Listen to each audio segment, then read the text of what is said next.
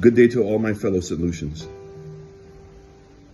This week in Parliament, I took the opportunity of reminding the Prime Minister that when he was proposing to introduce the 2.5% levy, that we felt it was ill-advised.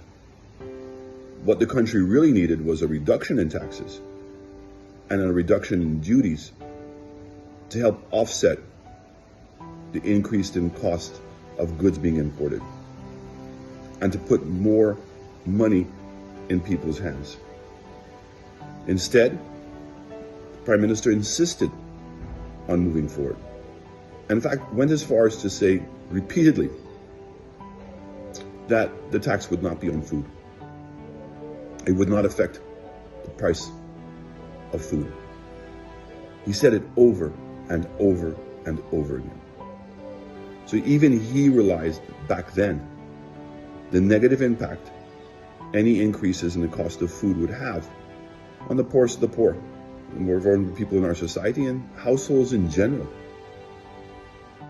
So today, we now know, we don't have to guess anymore, the price of food has gone up.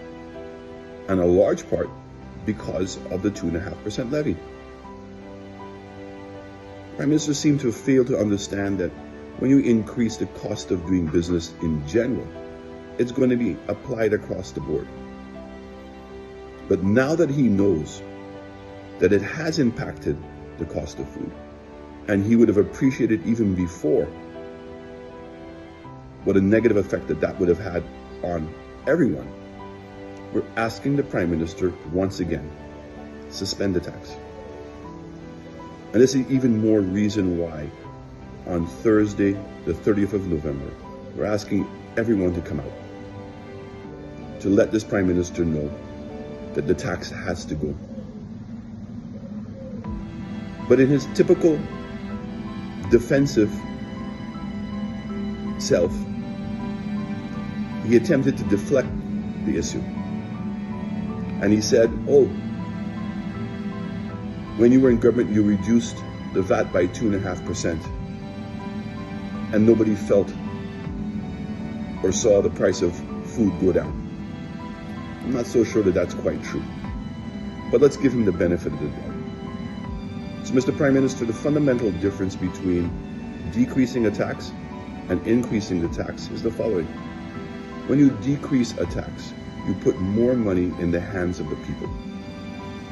The United Workers' Party believes that people are better managers of their money than the government. So over $70 million was pumped back into the economy by reducing the tax. And that extra money in people's pockets caused consumption to increase. And by consumption increasing, businesses grew. New jobs were created. And those new jobs put more money in people's pockets and continued to cause consumption to rise.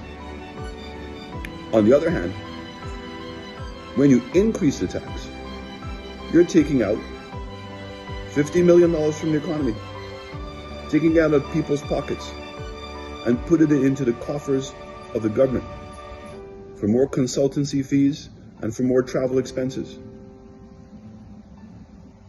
And exactly what we thought would happen is happening. That consumption is being reduced. And that means that businesses are closing and there's no new jobs being created. And we keep on saying that the fundamental difference between United Workers' Party and the Labour Party is that when government revenue drops or is insufficient, United Workers' Party believes in growing the economy, finding out what was structurally preventing the economy from growing and fixing it, but not to increase the rate of taxation.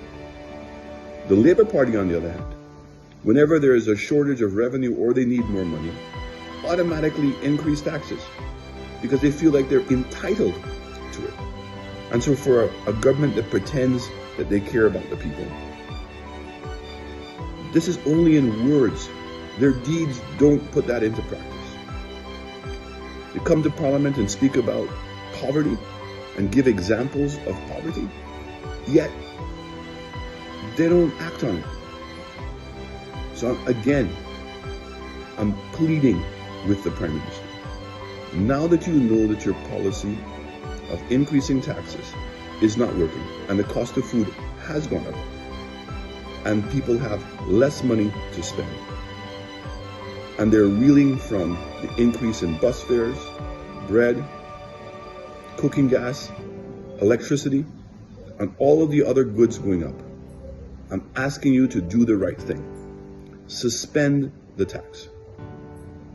And if the Prime Minister is not willing to listen, then we must practice our democracy. We're not going to improve democracy if we don't practice it. All of us must come out on November 30th and ask this government, say no to the 2.5% tax.